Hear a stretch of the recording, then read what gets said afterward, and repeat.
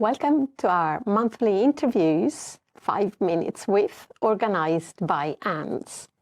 Today we have doctoral candidate Marjo Juola. Hello, Marjo. Hello. So, you're right in the midst of your doctoral studies. Yeah. Can you tell us a little bit about your research project?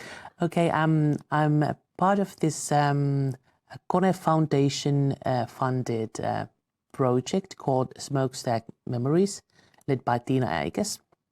And I'm doing my PhD in that project. And my focus in my PhD is like afterlife of abandonment, especially abandoned industrial buildings or areas.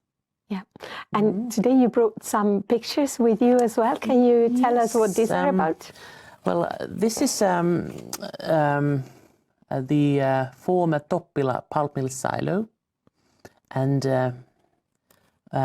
in my first article, I will be focusing on the silo and its like life cycle, because the silo has been abandoned a few times. So, and now it has these new owners, the Factum Foundation. So we'll see what's happening to the silo in the future. Yeah, and the second picture? Yes, and I'm not sure how well you can see it, but there's this mother pigeon hatching.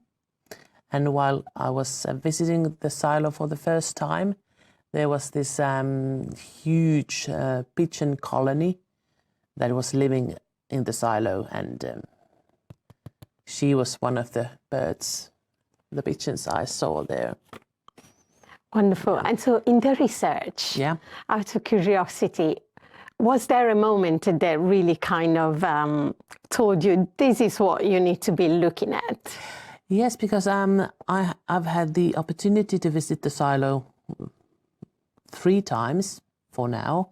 And the first time I visited there, the silo was inhabited by these pigeons.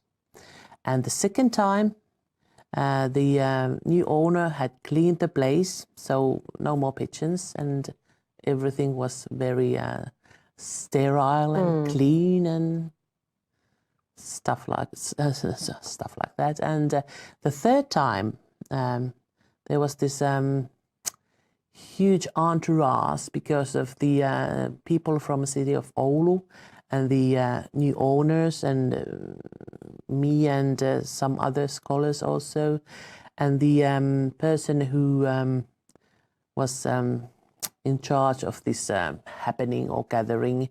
He was very upset that the pigeons were back. Yeah. So after the cleaning, the pigeons have found their way to the silo again, and that was for me this very moment that I thought that, okay, so these birds are still wanted to come to the silo, and it's very interesting how they these birds want to stay there, even though people are now doing things in there also. Yeah, yeah. And you're really looking at the core of the program as well, these relationships between humans and the environment. So can you maybe make those connections with biodiverse Anthropocenes a little clearer in your project? Yes, because these abandoned buildings, abandoned by people, they usually have afterlife where other species take over these places. So it's very interesting to see what kind of environment these multi-species encounters happened, and in that way I think it's something that maybe not everybody is thinking that if you say that something is abandoned, it doesn't mean that it's empty, because other life forms can take over. So this multi-species encounters is also something that I'm interested in. Yeah, and certainly speaks about also this desire to control the environment and what happens in it as well. Yes. Yeah, and maybe one last question about how does your project then speaks to the biggest challenge that the world is facing at the moment? Of course, this climate change and ongoing wars around the world affect also to the urban environments and these infrastructures and economy, and also lots of these industrial places have been left abandoned again, and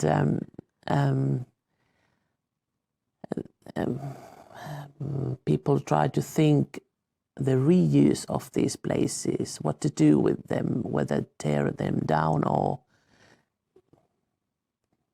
build new apartments for that area, or then try to think something completely different for those places. So I think